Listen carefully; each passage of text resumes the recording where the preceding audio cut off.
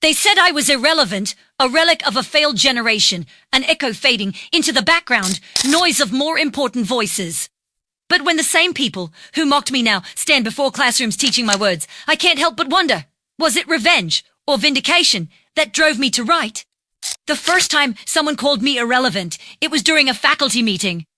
I was still a junior, lecturer then, barely holding on to my position at the university. Dr. Lawrence, a man with a resume longer than his patience, had leaned back in his chair, adjusted his glasses, and smiled the kind of smile that carried poison under its politeness. "Maya," he said, "the department is moving in a more contemporary direction. We need voices that resonate with today's students."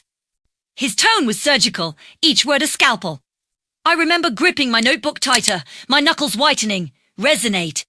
I asked, forcing a smile. "You mean TikTok dissertations and pop philosophy?" A few chuckles around the room. Not the friendly kind, the awkward ones that ripple through people who'd rather look at their coffee cups than take sides. Lawrence tilted his head. "If that's how you see it, I saw it clearly. I saw the polite exile, the academic execution hidden beneath words like restructure, modernize, and relevance. That night, I sat in my small apartment, staring at the wall plastered with old notes, fragments of unpublished essays, and drafts of a book that no one had ever cared to read. My hands trembled as I picked up a pen. I wrote across a blank page. They called me irrelevant. It was not meant to be the title of a book. It was a declaration of war. When I first began teaching, I believed academia was sacred, that truth and curiosity mattered more than politics or fashion. But the years had worn that faith thin. The corridors of the university were lined not with seekers of knowledge, but careerists, influencers, and intellectual opportunists. Everyone wanted to trend. No one wanted to think. The students mirrored their mentors, bored, impatient, and easily distracted. The old texts that once ignited my imagination, from Baldwin to Woolf, were dismissed as outdated or problematic. I tried to fight it at first. I redesigned my courses, uncovered something the others missed. Intouchable being born.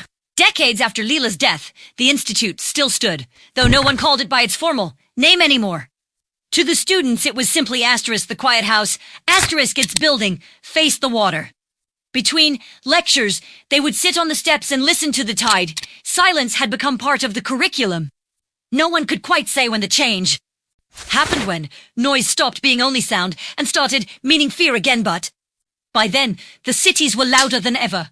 Screens had replaced mirrors. People scrolled, recorded, scrolled again. Words lost weight. Truth became data. The old books felt heavier in that new air, as if ink itself resisted digitization. And yet, the young kept finding their way back to asterisk the irrelevance of noise. Asterisk they read it on cracked tablets and shared scans of asterisk, the whisper archive asterisk in encrypted groups. Someone began recording readings of the chapters in whispers, voices layered over the sound of wind and surf. The recordings spread faster than any official broadcast. It was said that if you listened long enough, you could hear to distinct tones the lower voice of the original writer and the higher echo of her student, both clear, both unfinished. On night, a student named Usha stayed in the library after hours. She was supposed to be working on an essay, but she kept drifting toward the old shelves marked asterisk unsorted, archive materials, asterisk dust motes floated like ghosts in the air. On the bottom shelf, beneath an anonymous folder, she found something wrapped in cloth. When she opened it, she saw a small, leather-bound notebook, the last page half-filled. The handwriting was elegant, slanted, deliberate. It read, asterisk relevance fades, but meaning endures, asterisk underneath, in a different hand. Smaller and less steady, asterisk, and when meaning to begins to fade, write again, asterisk. Usha turned the page over, hoping for more, but it was blank. Still, the 2 lines were enough. She copied them into her own notebook, closed her laptop, and began to write not an essay, not a thesis, but a story. A story about voices that refused to die. By morning, she had written 50 pages. When her friends asked what it was, she only said, "It's not mine." They read it anyway. They began adding to it, scribbling new paragraphs, inventing their own chapters. Within weeks, the story had multiplied, every student adding something, erasing something else, making it their own. The faculty tried to catalogue it, but it wouldn't stay still. Every copy differed. Every edition carried different words. Some began calling it asterisk the continuum, asterisk others simply asterisk the noise, asterisk the institute's Dina gentle man with grey hair, and a voice like rain stood before the council one evening and said, "It seems the story has become a living thing, and what do you suggest we do?" Someone asked. He smiled. Listen. That night, the quiet house was filled with hundreds of voices reading from hundreds of different pages. The words overlapping, harmonizing, contradicting. For a moment, it felt as though the walls themselves were breathing. And somewhere between the overlapping lines, between the hush and the rise, there was the unmistakable sound of the sea. No one could prove it, of course. But the next morning, several students swore they had heard two distinct voices moving through the chorus, one older, one younger, both clear as glass. Tesse. The recording still exists, passed secretly between scholars, reformatted every few years to preserve the sound. It begins with a long silence, followed by a single whispered question. Asterisk, are you listening? Asterisk, and then a reply soft, certain, unmistakable, asterisk always. Asterisk after that, only the ocean. When the world finally quieted, long after the cities had burned through their last illusions of progress, when even the satellites circling above had fallen, silent one by one, the stories remained. They were not stored in libraries or servers anymore. The archives had long dissolved into dust and sea salt. What survived lived in people, in the thin threads of memory passed from mouth to mouth, in the rhythm of speech, in the act of listening. Children who had never known what a book looked like still recited lines beneath starlit skies. They didn't know who had written them. They only knew that the words felt asterisk true asterisk they would gather by the edge of the ruined coasts where the quiet house once stood. The waves still broke in the same old pattern patient. There they would light small fires and begin to tell the story again. It always started the same way they called her. Irrelevant, and each teller would continue differently. Some said she was a teacher, others said she was a prisoner, a poet, a ghost. Some said she had written her rebellion in ink, others said in silence. The details shifted like sand, but the meaning never changed. It was a story about a woman who refused to be erased, about a student who turned echo into flame, about a world that tried to silence its thinkers, and in doing so created its last truth tellers. Over time, the storytellers began to blend the two voices, the elder and the student, into one seamless chorus. In their retelling, they walked side by side, neither teacher nor disciple, but companions in the endless act of remembering. One night, as the wind carried the scent of the tide inland, an old man stood and said to the gathered crowd, "You think this story is about her? It isn't. It's about us, about what we do when they tell us we do not matter." The children fell silent. Even the fire stilled for a moment. He smiled, his face lit gold by the flames. Irrelevance was never a curse, it was the beginning. Then he raised his hand toward the horizon, where the dark line of the sea met the stars. Listen, the crudid. And from the distance came the faintest sound to voices woven into the surf, whispering the same words that had begun everything so many lifetimes ago. They called me irrelevant, and still I wrote. The fire cracked, the night deepened. Someone began to hum the melody of those words, turning them into a kind of hymn. And so the story continued, not written, not printed, not owned, only carried. By morning the waves would erase the footprints again, but the voices would remain caught forever in the rhythm of the tide, waiting for the next listener, the next silence, the next beginning, because in the end, that was her final lesson, the one they all finally understood. Relevance dies, but the voice that teaches others how to listen never truly ends. The wind shifted the sea, breathed, and the world, for one perfect heartbeat, was utterly beautifully silent. It made me stay in school. Everyone told me I wasn't cut out for philosophy, that I was too emotional, too political. But your chapters, especially silence as resistance, it felt like someone finally understood what it's like to think in color, not grayscale. I didn't know what to say. For years I had written in solitude, never imagining that my words could build something beyond anger. Première smiled. Thank you, I said softly. That means more than you think. Her name was Leela. She was one of the symposium's student coordinators. When I asked what she was researching, she grinned shyly. Actually, your work. I'm writing about the relationship between institutional erasure and intellectual resurrection.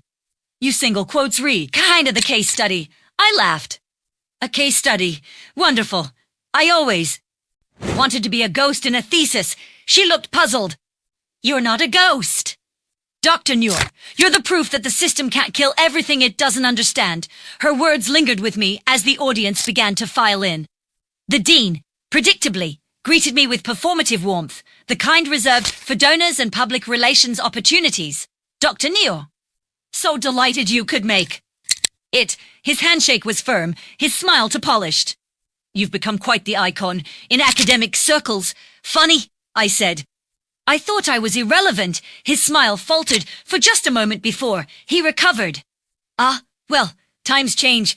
No, I said, my tone sharp but calm. People do. He blinked, unsure whether it was an insult or observation.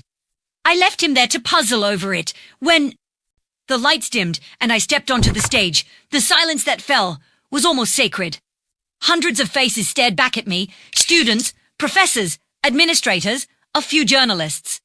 Some curious, others skeptical, a few, perhaps, uncomfortable. I didn't begin with a greeting. I was once told that my voice no longer resonated. I said into the microphone, my tone measured, deliberate.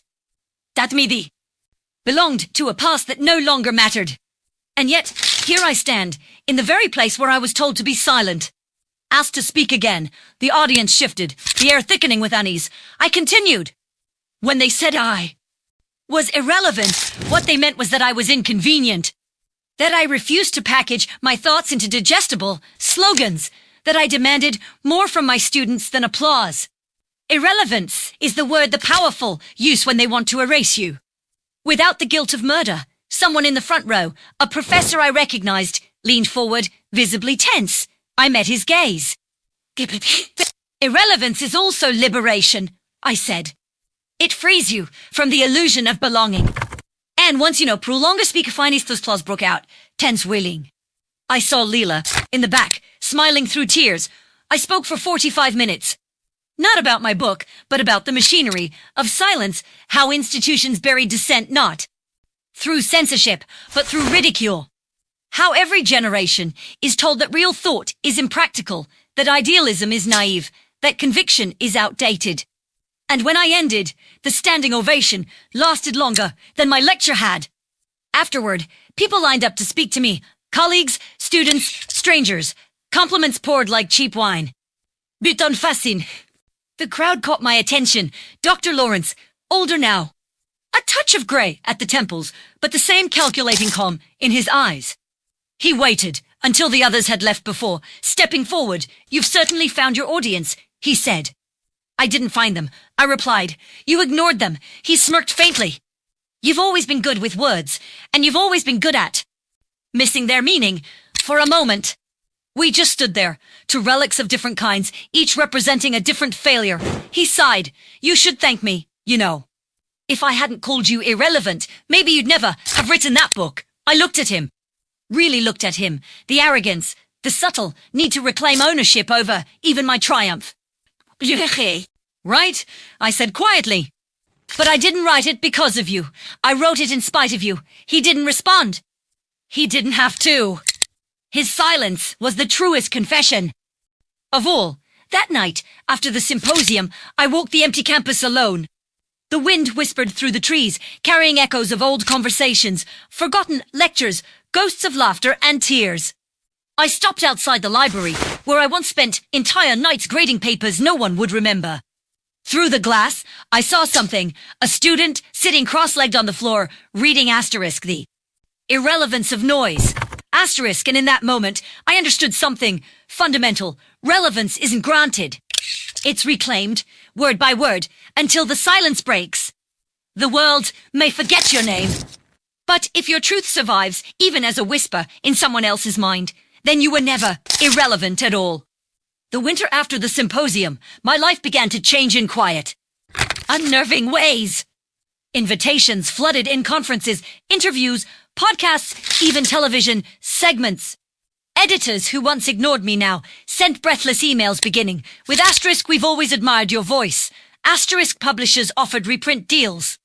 And the same university that had once deemed me unfit to teach offered me an honorary chair. At first, I refused all of it, not out of pride but exhaustion. I'd spent too many years clawing at walls built from hypocrisy. Now that the walls had cracks, I wasn't sure I wanted to walk through them. Recognition felt hollow. Every compliment was a belated apology wrapped in marketing language. Every handshake reeked of delayed respect. And yet, beneath the weariness, something stirred a question I couldn't silence. Asterisk what now? For years, writing had been my rebellion, my proof of existence. But now that the world had finally listened, I found myself haunted by a new kind of fear. What if the act of being heard stripped my words of their power? Daniel sensed it before I ever said a word. We met in our usual cafe, the same corner table, where we'd shared bitterness and hope in equal measure. Too, though his humor still flickered like a stubborn candle. So, he said, stirring his coffee, how does it feel to be the institution's favorite dissident? I smiled faintly. Like being the fox they've invited to guard the henhouse. He laughed, but there was sadness in it. You always did have a way with metaphors. I'm serious, Daniel. They're not celebrating what I said, they're sanitizing it, turning it into curriculum, packaging it for comfort. He nodded slowly. That's what institutions do. Maya, they can't kill an idea, so décagite. Make it safe enough to sell. The words hit harder than I expected. He was right. My book, the one I'd written with anger and despair, was now quoted in glossy brochures. My face appeared on posters for Critical Thought Week, as if rebellion could be scheduled between lunch breaks. I think I need to disappear again, I said quietly. Disappear? You've just come back. I never wanted to come back. They dragged me into their theater of redemption. I don't want to play a role in their guilt. Daniel sighed, leaning back. Then what do you want? I didn't answer immediately. Outside, snow had begun to fall, soft and soundless.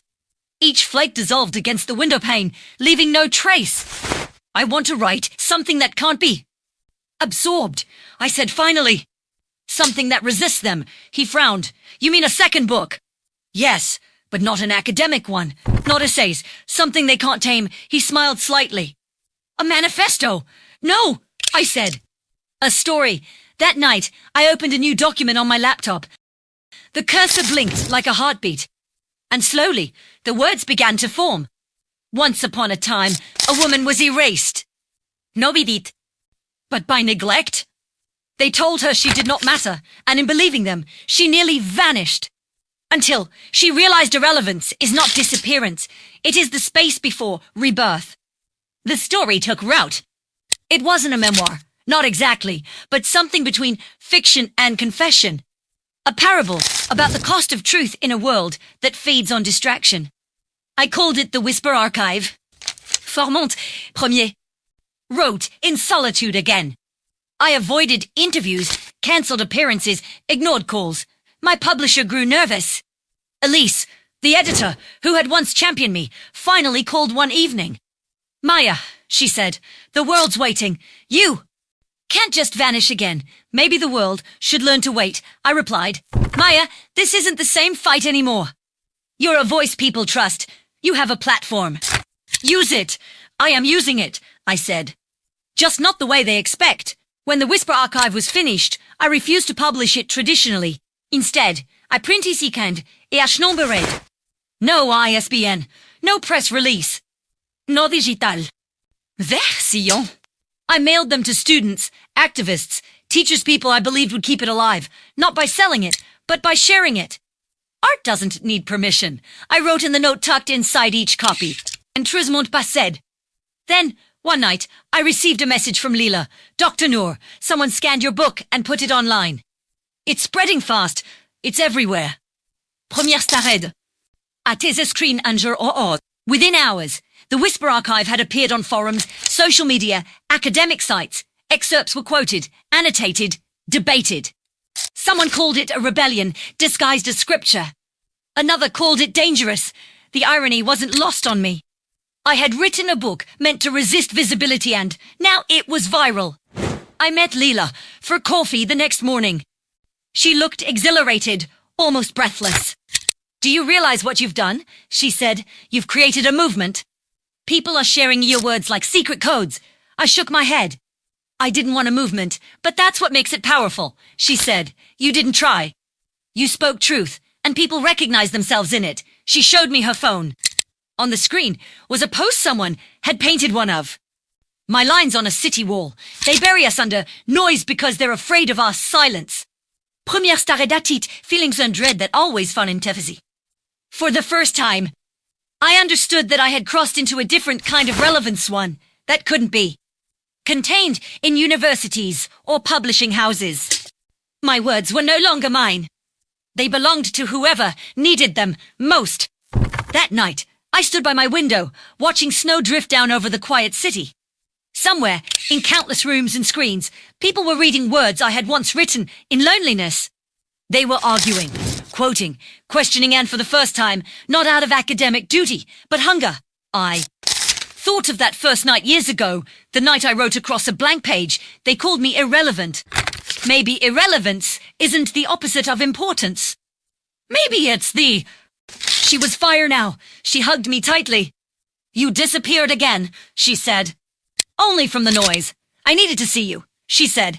They're changing the curriculum. They're adding asterisk the Whisper Archive asterisk to the canon. I laughed, startled by the absurdity. They're going to teach an illegal book that was never meant to exist. She grinned. Apparently, the committee called it too. Culturally significant to ignore. Of course they did, I said. They always make saints out of the people they once burned. She looked at me earnestly. You changed things, Maya, more than you know. Students talk differently now. They question differently. Maybe your meogins Leila reached. Across the table, her hand firm on mine. No, you taught us that repetition isn't truth. Understanding is. And we're still learning how to understand. Her words were hebsiwisiri. Première lettre temine. That night, after she left, I lit a single candle and opened a fresh page. Not to write another rebellion, but something small or something human. A memoir, perhaps. Or a letter to the next generation of thinkers who would inevitably be told they were irrelevant too. I began with the only truth I knew. Asterisk irrelevance is not the absence of worth. It is the waiting room of history. And one day, if you are patient enough, history will call your name not to praise you, but to ask for your words back. Asterisk outside, the sea roared like an ancient heartbeat, and I smiled. For the first time, it didn't sound like defiance. It sounded like peace. And somewhere, in the hum of the night, I imagined a young woman in a classroom, standing up, quoting my words not because she wanted to sound smart, but because she believed them. That was enough. That was everything. In the years that followed, my world contracted into something quiet, almost monastic. The sea became my only clock, the wind my only messenger. I measured time, not in days, but in tides the rhythm of retreat and return. There was no more applause, no headlines, no public debates. And yet, I began to sense that my absence had become louder than my voice ever was. Les Torstils arrived, though fewer now. Most of them were not from admirers anymore, but from those who sought guidance, young writers, scholars, even activists. Wrote of ship, of exhaustion, of the creeping numbness that's certainly online. They wrote as if I were a lighthouse, and they were ships terrified of the dark.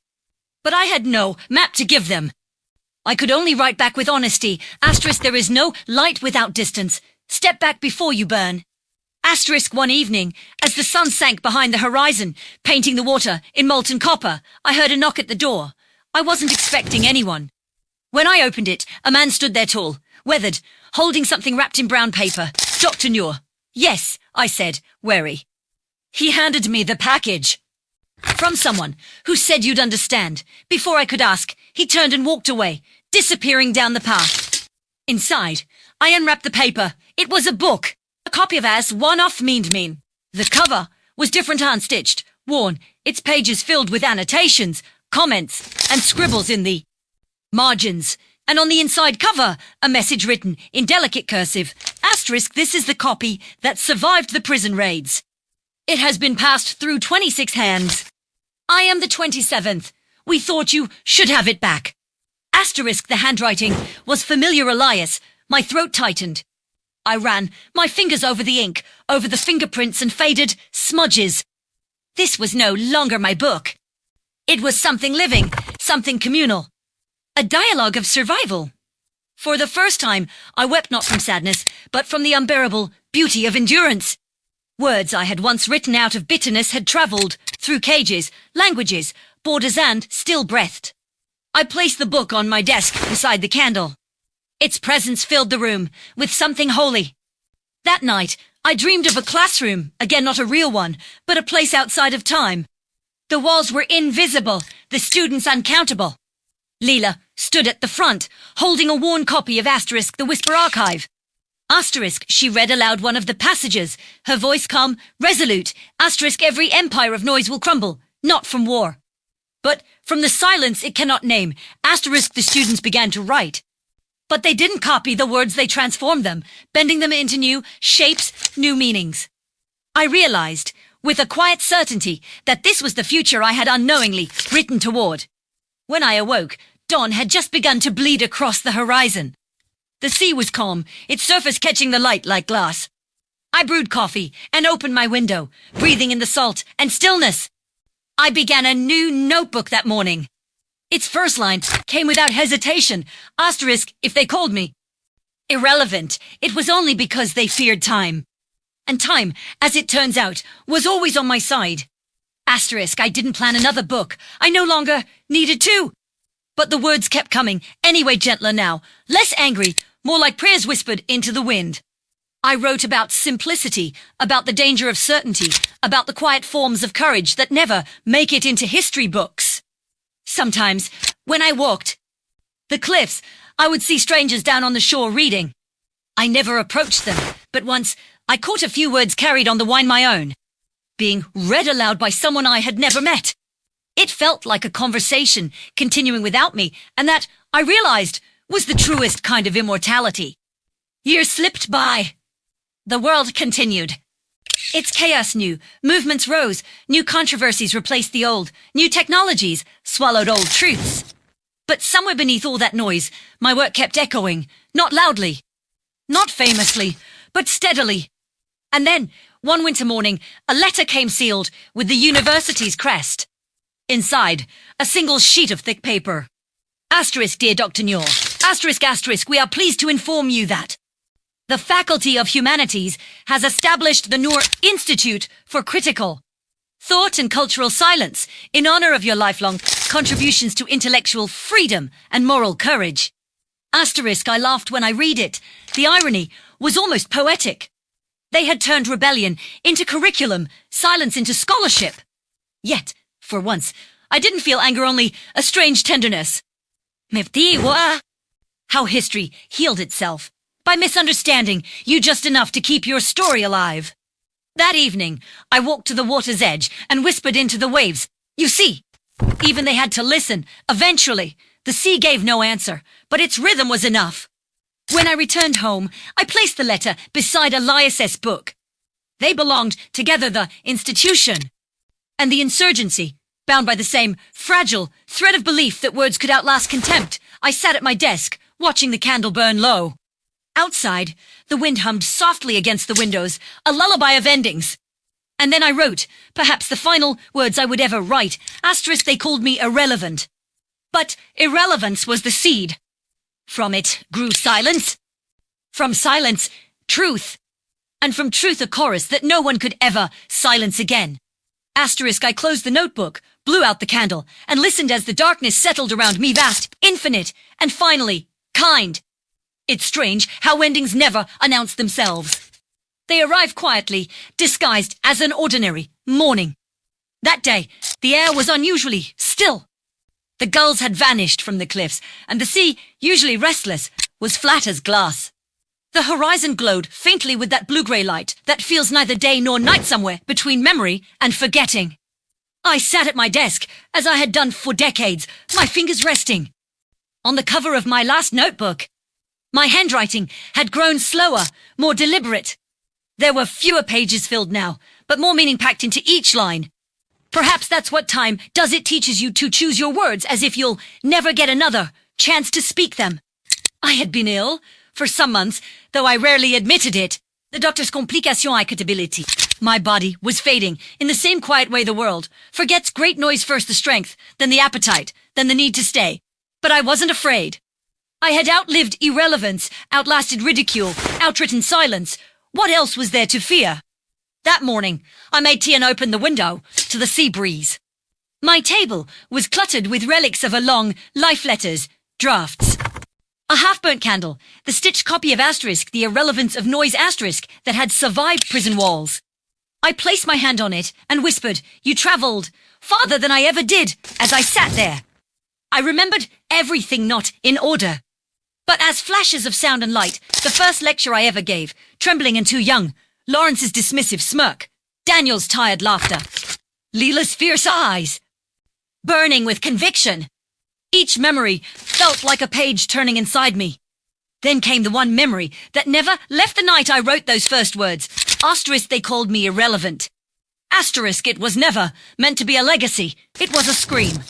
But somewhere between the scream and the echo, I became someone else, a witness to what truth can do when you stop asking permission to speak it. Around noon, there was another knock at the door. Soft, hesitant. I almost didn't answer. But when I did, there stood Leela, windblown and radiant, holding a small bouquet of wildflowers.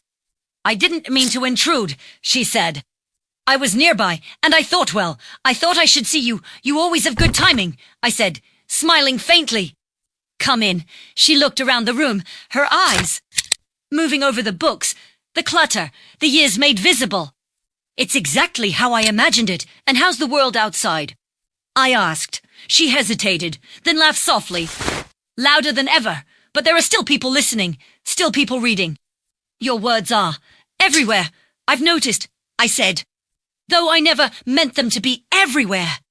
I only meant them to be asterisk true. Asterisk.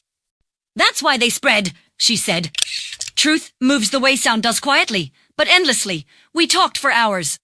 She told me about her students, her lectures, how she was often accused of being too radical. I smiled at that. "Good," I said. "You're doing it right." As dusk settled, she stood to leave. Before she did, she handed me an envelope. "Something you should see," she said. Inside was a photograph an auditorium full of students, their notebooks open. Projected on the screen, behind them were the words, asterisk the irrelevance of noise, core text. Modern thought curriculum, asterisk below it. In smaller letters, asterisk instructor, Professor Leela Kareem, asterisk. For a long moment, I couldn't speak. My throat tightened, and my vision blurred. "They're still teaching it," I murmured. "They will for a long time," she said. "Not because it's required. Because it's needed." She hugged me goodbye, her embrace warm, steady, full of life. When she left, how somehow-fully. The candle flickered low, shadows danced along the walls. I felt a strange, light ache in my chest, not pain, but release.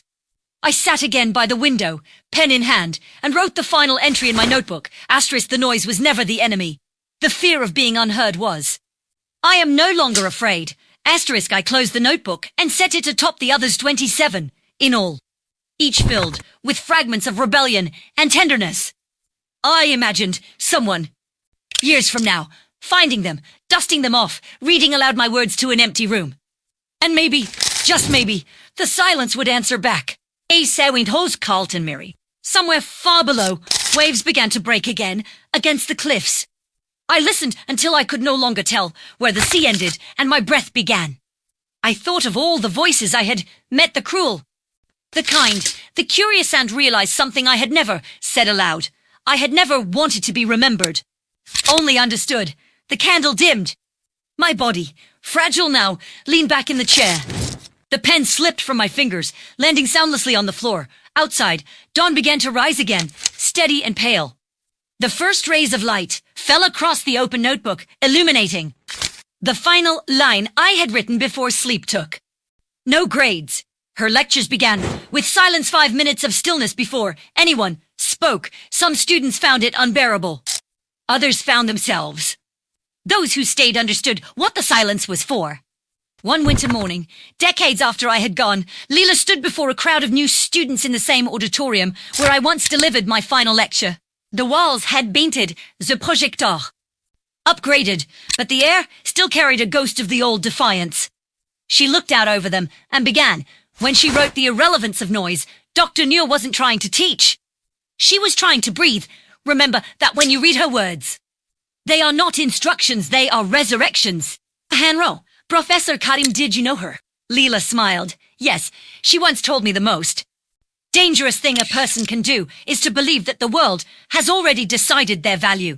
The room was silent. Outside, snow drifted against the tall windows. She continued, she didn't just teach me how to write. She taught me how to vanish with purpose. That afternoon, after her lecture, she returned to her office's small, sunlit room lined with old books and photographs. On her desk sat a sealed wooden box, its edges worn, smooth by years of handling. She opened it carefully. Inside were my notebooks, the originals, preserved and unread by anyone but her. The pages were yellowed, the ink faded to the soft brown of old leaves. Leela lifted one and ran her fingers over the cover. She had promised me she wouldn't publish them. But she had also promised to protect them. And yet, something in her shifted that day. She could feel time pressing close, the urgency of passing the flame before it went out. So she began to copy. No alo feet, no even mots, just fragments interlaced with her thoughts. Week to month, her manuscript became something between a dialogue and a resurrection, a new book born from the bones of the old. She titled it Echoes of the Irrelevant. When it was finally printed, she refused interviews. She sent copies only to teachers, students, and small libraries, just as I had done with the Whisper Archive. And like before, it spread quietly, uncontrollably. Readers called it a conversation between generations. Others said it was a scripture of doubt. But though it was simply continuity, the echo of a voice refusing to die. Hurlaté. When Lila herself grew old, she often walked to the sea that had once kept me company.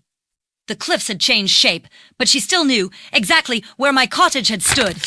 She would bring a notebook, sit on a weathered rock, and write in the same looping hand I had taught her to steady years ago. One day, a young journalist recognized her and approached, hesitant. Professor Karim, he said, there. Making a film about Dr. Nuhr, a biopic. They say she was misunderstood, tragic even. Leela smiled faintly. She wasn't tragic, she was unfinished. The journalist frowned. What do you mean? She lived long enough to become history, Leela said. But not long enough to correct it. She turned back toward the horizon, the wind whipping through her hair.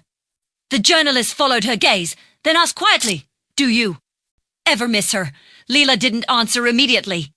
The sea stretched endlessly before them, grey and bright all at once. Finally, she said, I don't miss her.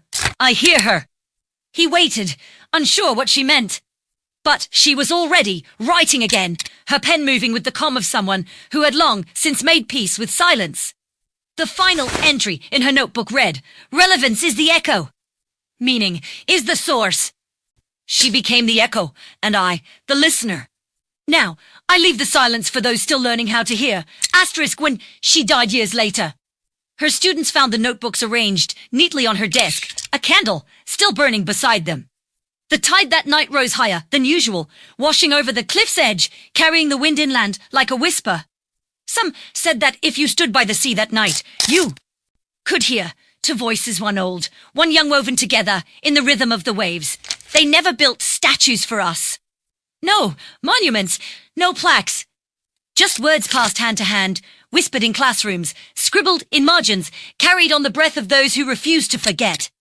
And that, in the end, was how we survived, not by being remembered, but by being repeated. Every generation thinks it is inventing rebellion. Every student who reads those old sentences underlines the same phrases, convinced they've